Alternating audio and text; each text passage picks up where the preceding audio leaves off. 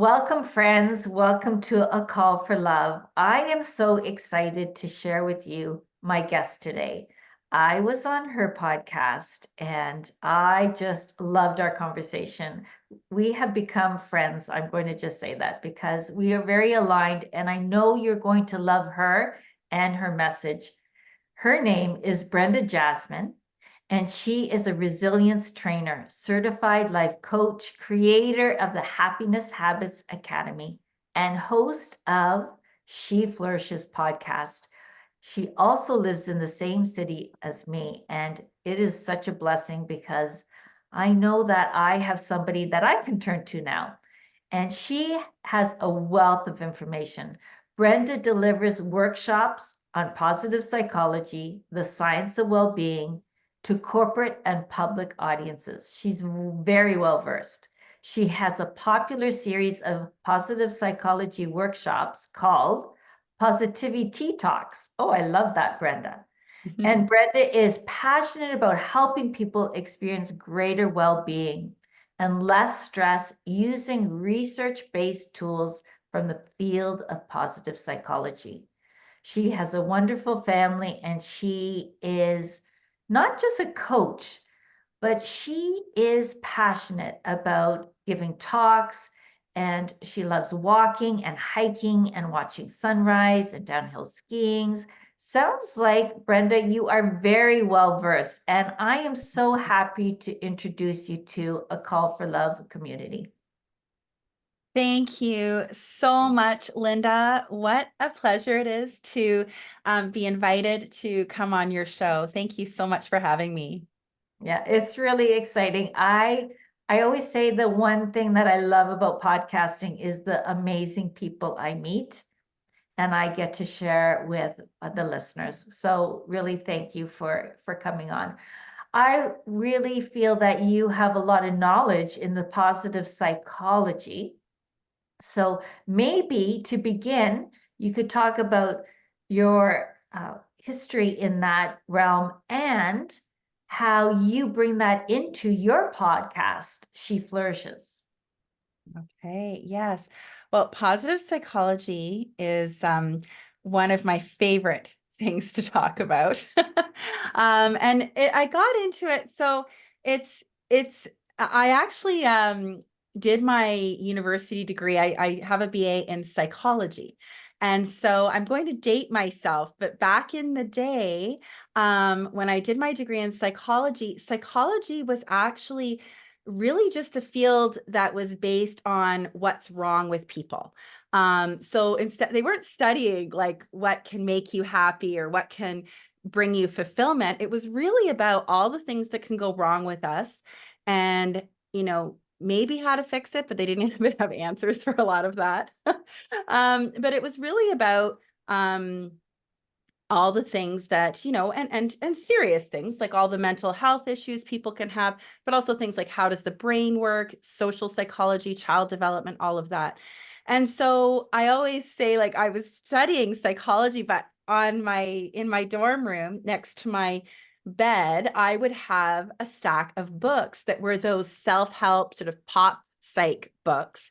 And so I would have like I was reading Tony Robbins, and I would read Dale Carnegie books, and later on, Stephen Covey and all of these, Wayne Dyer. I would be reading these different self-help books and thinking, this is the type of psychology that I really love, that I want to be studying. I want to be helping people be the best they can be. Like, how do you set goals? How do you have fulfillment in your life and your career? And so I got my degree in like 1993, back when positive psychology wasn't a thing. And then fast forward to 1999, 2000, that's when the head of the Positive Psychology Association said, wait a second, psychology, it's kind of been a half-baked cake. We've been looking at what's wrong with people, but we haven't been looking at what's right with people. And we haven't been looking at how do you, we can get someone from maybe being depressed to feeling neutral, but how do we move them north of neutral? How do we make people actually happy and flourishing? And so in 1999, 2000, positive psychology became a field, and they started doing a lot of studies, and I went and got on my certification as a positive psychology practitioner. So I did a certificate in applied positive psychology. And so my dream of all those, what was it, all those books when I was in university, when I really wanted to be studying, finally, you know, things caught up in the field and they actually started studying. So what I loved about it is all the stuff I was reading in those self-help books. Now we have some science-backed evidence, science-backed some research around. And so some of the things that people were saying were good, actually the research didn't work, right? So now what I love is we can take a lot of the things from self-help, but apply science to them. So I know that's I am really passionate about it. And that is the story, though, of how I got involved in positive psychology. Yeah, it just reminds me of the health fields, you know, are we treating the sick or are we promoting healthy? Yes, exactly like that. Yes, they actually showed us in our training for positive psychology that health continuum, the exact same thing, and so true. It's the same thing in psychology as in health. And I believe that She Flourishes listeners and A Call for Love listeners are already on that road, already established, knowing that they are mindful of, you know, what they're thinking and how we're living. And so I feel is very aligned. Absolutely. And part of positive psychology, one of now Dr. Martin Seligman, he is the considered sort of like he was the head of the Psychology Association when he said we need to embrace positive psychology and study it as well. And he talks about five different pathways to flourishing, but there is a sixth now that people are adding on, which is health and vitality. Oh, well, this is a great concept because health and vitality, that's what we all want. But what are the other five? So, and it's known as the model is called PEARMV. And so the P stands for positive emotion. So PERMA is like an acronym. So the P stands for positive emotion. The E stands for engagement. And that's kind of like where we get into that flow state where we're using our strengths in our life. The R stands for relationships. And so that's a pathway to flourishing. And actually, research is showing now that that's one of the #1 pathways to flourishing is our relationships and the emotion of love and, you know, Call for Love podcast, all the things you do. The emotion of love is so important, and relationships is one of the ways to experience that. The M in PERMA-V stands for meaning and purpose. So that's being connected, like having a life with meaning and also feeling connected to something greater than yourself, whether it's a cause or spirituality, whatever that is. The A stands for achievement and accomplishment. So it's like setting how we feel greater happiness and well-being when we set a goal, we go after it and we accomplish it. And then, as I said, so that's the PERMA, and then the V is vitality. In Australia, there's a model, it's PERMA with an H on the end. So there's different ways of looking at it. But the original one was just PERMA without the V and without the H. Yeah, it's I love those, and they're so vital and they're so important, you know, all these, and I think our relationships, especially since the pandemic, we are now more than able to see how important relationships are. I went out today and I ran into different people getting together, you know, in coffee shops or walking along the street. I just feel that people are so thirsty, so eager to get back into really living in deeper relationships. Is that correct? Do you feel like? Yes. People are hungry for it, actually. And you're right, the pandemic showed us the other thing that showed us that relationships, how important they are. And you may have heard of it, the world's longest study on life satisfaction and happiness for humans. It's through Harvard. It's like over 75 years they've been carrying on this study now, where they've looked at what What's the greatest link for, the good life, health, longevity. And the number one predictor of good health and happiness is your relationships. To the point where if they take a 50-year-old and they look at their cholesterol levels and they look at their relationships have a greater impact on their future health and longevity and life satisfaction, overall happiness, than their cholesterol level. So it actually can help us live longer and live a happier life when we have those. And so it was the predictor of that was the quality of your relationships. And I agree. I think with the pandemic, I think we're hungry. I think a funny thing has happened though, Linda. I think on one hand, and I even feel it myself, even though I'm an extrovert, is that on one hand, it was like we missed people, but then we also kind of liked not having to go out. Do you know what I mean? So I think as much as we crave it, I think we're happy when we get out and when we're doing things, and then we're glad, like we come home and we're like, oh, I'm really glad I did that. But I think we've lost some of our, having to get up and go somewhere. I think we've lost some of our skills and even our motivation to do that, but we're craving it. The other thing I think that's happening, and I don't know that there's any research. I think it'll be interesting. I think history is going to tell a story here. But I think with the hybrid workplace and a lot of people working from home, I think there's a lot of isolation. They're calling it an epidemic of loneliness. I think we're looking to our screens for that feeling of connection, but we're not getting it. So I I don't know. I'm not sure if you've read anything on that research wise, but I do think we're becoming more and more isolated, and we're hive creatures. We're social creatures. We're meant to be with other people. So I think the more we can remember that, even when we don't feel like figuring out the outfit to go out, that we really put that in our lives and try and make relationships a priority. Well, it's so interesting you say that because I'm an extrovert too. I love people. I love meeting new people. Honestly, it gives me a high. But I learned to say no. And I actually discovered that I needed some downtime. Now, I don't know if it's because, I'm getting older every year, but I did discover that. And it's so interesting that you say about working from home, because I have to tell you, my eldest son, who is very much out there and connecting. He loves working from home. So it's interesting why this is happening and how the effect. It's like I say, the liberated woman does what she wants.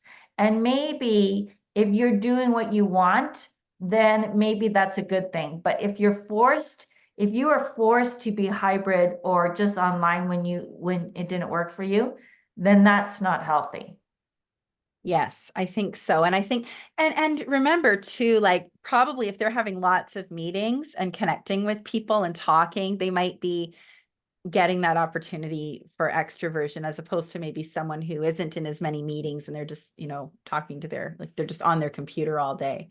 So I think you're right. And yeah, I think, going into the office, I think is a good thing, probably is what we're going to find. I guess I think time will tell the story. But yeah, personality definitely plays a role in it for sure. And commute time, I think too. Like if people have a really long commute, that can be really draining. But I would like to see that people are still meeting in person.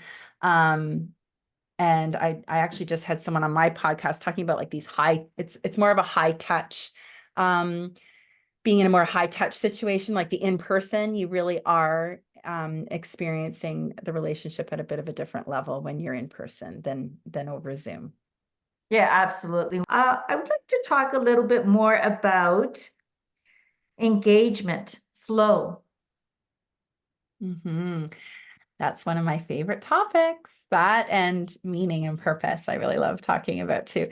Okay, so engagement and flow. So this is the whole idea so with engagement, it's really about being engaged in your life, being engaged in what you're doing. And so when we talk about that from looking at Flourishing.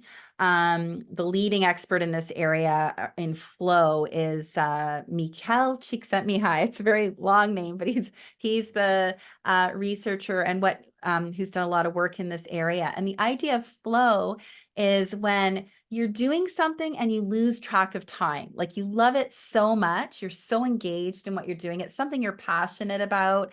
You probably feel it, in the work that you do when you're, whether it's podcasting or running your program, and you just feel like time is almost standing still because you're just so in the moment. And that is a form of flow when we feel, and it's a time too when you feel like you have the skills, and you're not doing something that's outside your skill set, but it's still taking skills to do it. So if you're doing something that's too hard, then you feel anxiety. Or if you're doing something that's too easy for yourself, you kind of feel apathy or you get bored with it. But when the flow happens, when your skills meet what's in front of you, like the demand of the work that you're doing, and there's just that beautiful flow state. I think of music, right? And people say like you're at one with the music is a way of saying it when you're in that moment. And I think one way, is to look at that too. If you're looking at fulfillment and meaning and purpose, the link there for me is that you're able to say, like, what am I passionate about? Like, what do I love to do? Like, where do I lose track of time? And you have to be careful with this one because, some people say, well, they lose track of time. And Martin Seligman, who I mentioned, Dr. Seligman, who's started this whole positive psychology, he gets into a flow state when he's playing bridge. Well, that's not necessarily adding like to your life and the world. Like it can happen with your hobbies too, which is good, but it can also borderline on the obsessive. So we have to be careful, but definitely looking for those things in your life. And it's not usually just one thing. For me, when I'm teaching workshops, I get into that flow state. When I'm downhill skiing, I get into that flow state. So it can really be different things in your life. Another thing that links with engagement is when you're leading with your strengths. And so what they've done is they've actually taken a big part of positive psychology is they did a study, well, not even a study, this was like a huge undertaking where they looked at what are the top 24 character strengths of humans. And this is like all over the world, regardless of religion or race, what traits do humans value? What are the character strengths? And this is something, if your listeners want to do it, there's actually a free survey. It's called the viacharacter.org. If you go there, you can take the survey for free. You can measure yourself on the 24 strengths. It's just a quick survey, and it'll tell you where you score on all the strengths, and it'll tell you what your top 5 signature strengths are. And what's really great with that is that the research shows that, and we know it ourselves, right? When you're able to demonstrate your strengths in the work you're doing in the world or in your family, at home, whatever it is you're doing, we're actually happier. We have greater life satisfaction, and we're more engaged with others and with our life when we're able to demonstrate our strengths. So that's something that can really lead to flow as well. Yeah, I love that. I do feel that, I don't know, I'm meeting a lot of women now who are transitioning. So they were working full time and maybe they're heading into retirement. And that engagement piece is shifting. And I feel that there can be a time that there's feeling of loss. Like they're going from one kind of identity and purpose and passion to a new one. And the limbo time is a little bit challenging. And actually, would you like to talk to that? So if somebody knew how they were engaging and flowing and was working really well, but I mean, as your life changes and you shift and you move forward, that's going to change too. So how do you embrace that? How do you work with that? Yeah, that's a great, great question, Linda, because I think it's true. Like maybe you put a lot of effort into like finding a career where you are doing all of these things and you are in a flow state and you are able to share your strengths. And then especially with a time like retirement, it's like, oh my goodness, like my strengths I'm not able to use them in the same way. So what I would recommend in that case is that you give yourself time, right? And I know you talk a lot about stillness and just getting quiet with yourself and really thinking about what you want. Like, what do you really want? Not what you think, someone else wants you to do, but what you really, really want.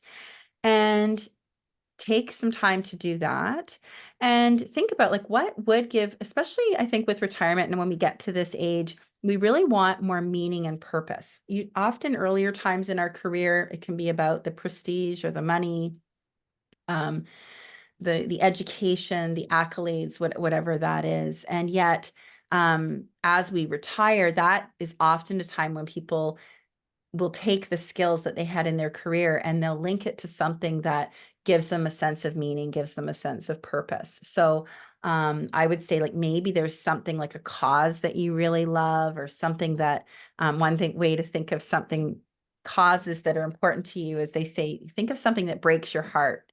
Like what's something that, when you hear about it, that it really breaks your heart. And for some people, maybe it's animals or for others, it's maybe, children who are abused or whatever that is, and maybe then you can say maybe I can take some of those strengths from my career and I can link those into what I'm doing now and and have that meaning and purpose. I think for people who sort of stop everything Mm. when they retire, I think that can be well, I'll tell you, I remember I was working for an organization called the Career Foundation once back in my 20s. And I remember there was this gentleman who he volunteered there and he had been a high school principal. And I said to him, "What are you doing hanging out here? Like you're retired, like you've been a principal." And he said, "You know what?" He said, "I retired and I took 2 years to do all the things I wanted to do. And he said, and I did them all." He said it's like he checked off everything that he wanted to do. And then he got bored. He was like, okay, what am I going to do now? And it was a way for him to give back, was to be part of this career foundation. And so I think it can be really healthy for us to keep that meaning and purpose and keep that engagement. Like, what is it that where can you use your strengths and where can you find those moments of flow as well? Yeah, it reminds me of that book from long ago, The Purpose-Driven Life. I don't know if you've ever heard of it, but I do feel that sometimes in a job you have to force yourself to get out of bed sometimes. But isn't it amazing when you want to get out of bed because you have a mission, you have a purpose, you have this like fire in you to serve in a way that maybe is new and different.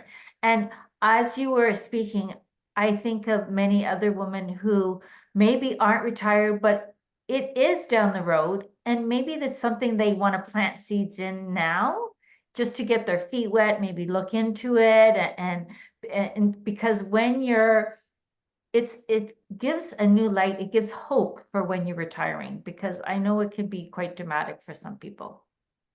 It really can. And I'm actually stepping more into this work now, where I'm helping people. It's something I've always done, but helping people to figure out, what brings them the most fulfillment in their lives and designing a life that they love. And one of the things I would say is not to wait for retirement if you can. And one of the stories that has really informed the work that I do and where my passion, a big part of where it comes from is when I was 24 years old, so recently after graduating from university, my dad, who I was very, very close with, he died very suddenly of a massive heart attack at the age of 65. And it was 2 weeks after he retired. And so many people came up to me and said, it was sad because he was only 65, right? And so there was that. But so many people kept saying, oh, and just when he had retired, or just as he was about to retire, or, just as he was retiring. And I was like, what are they talking about? Like, it's a tragedy, yes, that he died at 65, but what is all this talk in my 24-year-old brain? I'm like, what is all this talk about? Oh, just when he was about to retire. And then I kind of read between the lines and I realized, oh, people are saying this because they think, like probably the majority of people, you're putting your time in until you're 65. And then when I retire, I'm going to do what I want to do with my life. Mhm. And I started having to say to people, oh, no, but wait, like my dad wasn't like that. Like he actually lived in 3 different countries and he had different careers and he started businesses and he did, he had us kids and he did what he wanted to do in his life. And so I felt like I had to like correct people that, he wasn't one of those people who waited till he retired to live his life. And the lesson to me and the message I want to always convey to your listeners, people, whenever I'm speaking to people, is that, like, thank God my dad wasn't one of those people that was waiting till he was 65 until retirement to live his life. Could you imagine? Yes, that would have been a tragedy. It would have been like all of what those people were saying would have made sense if he was waiting to live his life, because if he'd waited, he would have been out of luck, right? So if you have a dream in your heart, if you have something that you really want to be doing, if you can swing it, even if it's a side hustle or something else you do, to not wait for retirement, because, tomorrow isn't promised. And there's another quote I always think of. It's Oliver Wendell Holmes that most men, I like to say most people, not just men, but most people go to their graves with their song unsung. Yeah. And I Yeah. think that if you can find, and linking it to positive psychology and engagement and flow and meaning and purpose, that, and looking at, you, Linda, and all the work you do in the world, like it's like listening to that nudge, like start a podcast or start your own business. And I think, it's really beautiful. Like you had that big, like the career, and then moved into this work that really is part of your heart as well. And so I really encourage people, if you can, to not wait. The only moment we have is now. It's the only guaranteed moment. And I love how you say that. You bring a wealth of compassion, empathy, and knowledge into your practice. I love how you shared everything, and you seem like you, and I know I've listened to your podcast. You're very inspirational. And I love what I really love about you is that you bring in the knowledge base and the science, and you blend them two together, because sometimes people need to hear a little bit of statistics or a study that's done to confirm what we know, but just kind of legitimize it, and I appreciate that. Thank you. Thank you for noticing that. And I take pride. I like to talk about, personal anecdotes and things like that, but I also like to back things up with science as well. I'm a bit of a geek that way. I'm a bit of a science nerd. So, so I love the self-help and I love the science. So it's beautiful to me when we can bring those two together. So thank you for that. Oh, okay, great. Well, I love that you were able to share your time here with us on A Call for Love. And just to let the listeners know how they can reach you, of course, you have your wonderful podcast, She Flourishes. And if you are a Call for Love listener, it's going to be so in line, as you can tell. Brenda and I are quite similar soul sisters, as you could say. For sure. Absolutely. Yeah. So yeah, they can check out the She Flourishes podcast, or they can connect with me on Instagram too. I'm at @ Brenda Jasmin, and Jasmine does not have an E on the end. So I would love to, yeah, I'd love to have some of you take a listen. And Linda, you've been on my podcast too, so people can listen to you over there as well. Yes, absolutely. We're going to swap podcasts, because I think that it's such a beautiful flow. And I love this. We have we have built that connection and that relationship. So, and I hope other listeners are really taking heed of this wisdom and inspiration, because we are here to support and, just be loving, kind to each other, right? Beautiful. That's what it's all about. Absolutely. Yeah. Well, thank you so much. And listeners, always wishing you great peace and love. From my heart to yours, namaste. Namaste. Thank you for having me, Linda. Thank you, Brenda. Thank you for listening. It would mean so much to me if you could share this episode with someone you feel could benefit from its message. And subscribe to A Call for Love podcast to receive new weekly episodes every Tuesday. Head over to globalwellnesseducation.com to learn more.